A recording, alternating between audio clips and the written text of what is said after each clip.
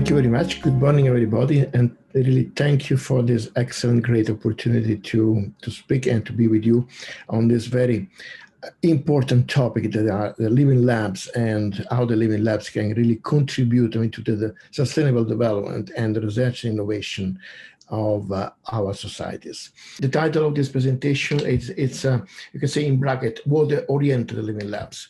There is a reason for this, and we'll see, through the presentation. On the top, I would like, to say what is Water Europe, or who are we as a Water Europe. Water Europe might be already known by somebody as the European Water Technology Platform. That is it was the WSSTP that was established and supported by the European Commission around 17 years ago, at the time that the Commission was thinking to organize this group of ATPs in order to get from the field the research and innovation priorities in Europe. And Water Europe changed its name in 2019 from WSSTP, Water Supply Sanitation Technology Platform, into Water Europe to better cope with the new challenges of the water sector. Water Europe is the voice of water-related research and innovation in Europe.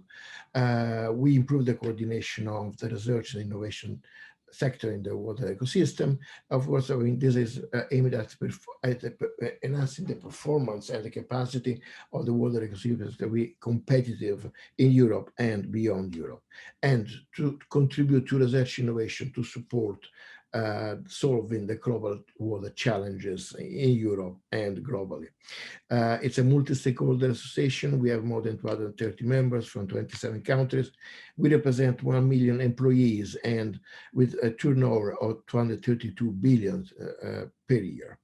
We have a vision that is the value of water. We are organized in colleges that connects the full value chain of the water sector, and this is a characteristic of Water Europe. It's a value-based organization, and it is an organization who believes in the value of the water-oriented living labs.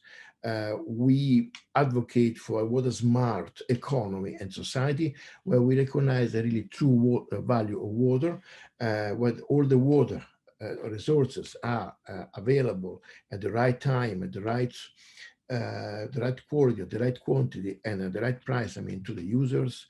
And we want to avoid and reduce water scarcity and pollution challenges, as well as contribute to build the capacity of our society to be resilient to climate change events and other related challenges. Now let's go into the living labs. So what we mean for a living lab. So it's a concept. We say that it's a research and innovation concept that is basically it's based on the engagement of stakeholders. So it's a place where we have the users, we have the public actors, we have the private sector, we have the knowledge institutes that are all together committed in a real life context in order to co-create innovation and what is important for sustainability of research and innovation pathways to outreach the market. So what we say is that in the living labs are systemic intermediaries. They're able to gather the cities, the regions, the companies, the third sector, the research organization, and the citizens in order to create what we call joint value co-creation, in order to have the capacity to pass quickly from the research idea to the innovation, to scale up, to a real life testing, and to support this, final pathway, from research to innovation to the business and the scale up to market. What is the added value of the living labs? We have a bridge. I think that most of us knows, this bridge, because we have this so-called valley of death in between research, technology, and what is, the customer and users, let's say, the market of the innovation. So we see that living labs can really support, in this critical passage between knowledge and innovation through the creation of a sustainable market. Water Europe in 2018, 2019, with the support of Piano Consultants, created, the first atlas of the European Union water-oriented living labs. It was, a deep research, a deep contact exercise in order to take the stock of the existing living labs, water-oriented living labs, and that represent really a key tool for the Water Europe vision, the value of water. How did we make it out? So I skip, all the process for identifying, the selection criteria, but then we have, 5 important points, to identify a water-oriented living lab. A water-oriented living lab must have, a clear water mission. Water must be in the mission of the living lab. These living labs, to be really effective in the real life, should have, real life, or what we call semi-real life test facilities.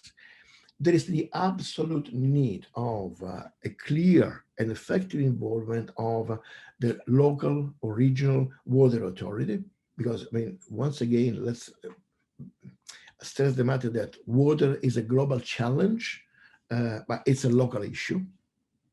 This in combination with the other stakeholders, industry, the farmers, the research institutes, consumer association, citizens.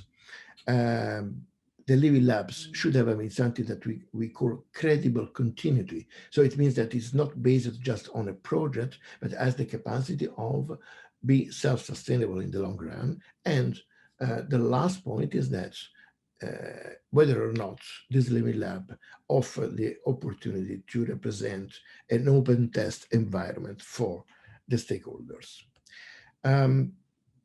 What is important? Living labs for effective governance, because in the first slide, you might have seen, a picture where we show that in order to achieve this water smart society, there is the need to work on new technologies for sure. So research and innovation. We need to rethink, how we should build, the future infrastructure for the water sector, and how this should be, how we should rethink it in a way that hybrid and green infrastructure can be balanced for the sustainability. But what is important, and what we put as a cornerstone of the system in order to achieve a water smart society, is that we need effective governance. And living labs can really pursue effective governance models, because they can really support, the development of fair allocation systems to balance, the domestic, so the household or the urban, industrial, and the agricultural sector water needs that are becoming, competitors in order to achieve this precious resource. They can really provide, the government can really provide what is, a good management of this competition in order that there is a consensus, can promote the collaboration at catchment level, and really to boost, the business that has a critical role in order to provide expertise and experience in developing and how to scale up to the partnership focused solutions at catchment level. But living labs is a change process, and so as a change, includes, resistance. And it's nice, to remember this sentence from Heraclitus, that change is the only constant that we have. If we want really to go ahead in a sustainable way, we need to change. So I take, the opportunity of using, the Kotter's 8 steps change model, and to put, aside the matter that we have living labs, we have community of practices, but we have the co-creation, that is the combination of the capacity of living labs and community of practice to create innovation, to test innovation, and to go to market. We have obstacles to progress, and this, we cannot hide. And so at the living labs level, but anyway, in our society, we have a number of obstacles, a number of barriers. We can see that there is a lack of reuse opportunities, and to see waste as a real resource. Unfortunately, and this is one of the main lock that we have, is that we still are in a linear model. Take, make, consume, and dispose. That doesn't work, or in my opinion, never worked even before.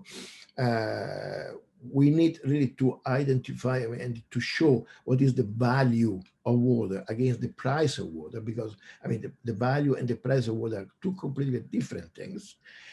We need really to link and to extract data information in order to make the correct trade-offs in many specific cases. There is a lack of confidence and capacity to implement circular economy solutions, lack of models also, and there is the disconnect between the big policy and the small and medium enterprise that are the backbones of most of our societies. And at the end, what we found is that business as usual. So take, make, consumer, dispose cannot continue. To conclude, we need really, in order to secure the long-term resilience and stability. It is not only a matter of stability of water management; it's stability of our society. We need really, to manage better water, and in order to support the foundation of a new generation of sources of economic development, and new investments and governance models. We need a systemic water strategy that are centered between the connectivity between water management, water stewardship, and innovation. Living labs represent, in our opinion, really the point where the co-creation can really make the miracle and create a joint value for rapid prototyping, rapid validation to scale up and speed up to innovation and business. And then we need really to engage in a systematic way industrial, rural, urban engagement in order to promote water strategies and support business strategies in a nature economy, not just in an economy. This will be the key factor that will allow us to ensure that water scarcity will not be a problem for the next generations and for our society. This is my last slide. I really thank you very much for your attention. I will be really glad, to receive your feedback, to receive your comments. Feel free to drop me an email at any point of time, and I will be really happy, to remain in touch with you.